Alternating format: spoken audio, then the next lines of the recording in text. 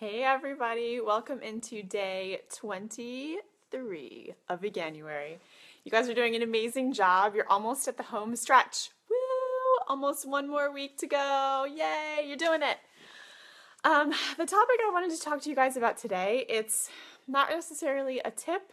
It's kind of more just something I was thinking about yesterday when I was at the farmer's market. So when I was at the West Reading Farmer's Market yesterday, chatting with the farmer of the local CSA, we got to chatting about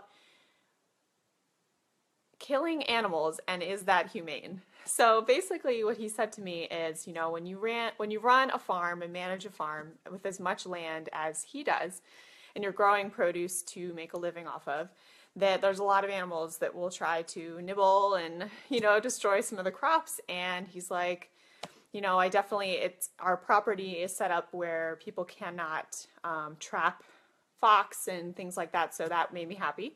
But he said I have to go out every once in a while and I have to shoot a groundhog, if they're out there and in my crops. And I was kind of like, oh, because he said to me, sometimes killing that animal is humane. And kind of had me go, really? Because I don't really think that, in my opinion, I don't think that killing an animal could ever be humane if that animal wants to live. So that's kind of like what had started the wheel spinning for me to talk to you guys tonight about, killing animals. Can that really be humane? Which then stemmed into this whole idea of cracking the code on cage-free and grass-fed. Because I had somebody reach out to me yesterday asking me about cage-free eggs and how they buy cage-free or grass-fed. They're trying to do better, and they thought that that was more humane to buy cage-free or grass-fed beef. But then she told me that she realized that even though she's been buying cage-free for the past year, she realized that that's not humane at all. So I applaud her for figuring that out on her own, and I wanted to tell you guys why she is accurate. So cage-free, it's this interesting marketing term that's got everybody feeling that, the egg industry is trying to use it to make everybody feel all happy about buying eggs and that the hens are happy and it's this beautiful farm environment, picture they're painting. But in reality, cage-free just means that instead of the hens being in these tiny little battery cages, which are so small that they can't open their wings, that they're not in cages, but they're in a dark, windowless warehouse, basically. Thousands of hens crammed in there. So they usually cannot walk around. They have no windows, no access to sunlight. They cannot go outside at all. So while they are cage-free, they're not in a cage, the living conditions are no way humane, in my opinion. They're still debeaking the birds because they're under such stressful conditions that the hens would peck each other to death. So they cut off their beaks so they can't hurt each other. Also, with all of the growth hormones that hens are on, to make the breast meat so big, they usually die of heart attacks and they can't walk because their chest is so heavy they can't lift it up. So that's kind of the reality of cage-free. And for people who are out there thinking that cage-free is a more humane option, yeah, it's a lesser of two evils, but in reality it's not humane, and at the end of the day, you're killing chickens that don't want to die. So I always say to people who want to still eat meat, in fact, I met a woman at the farmer's market who was telling me, I have a friend who is vegan and then he got cancer, and I think he really just needed some protein. I think he needed some meat, and that's why he got cancer. And I'm thinking, no, I don't think that's probably right. But she said to me, I love vegetables, but I think I need protein. I need meat in my diet.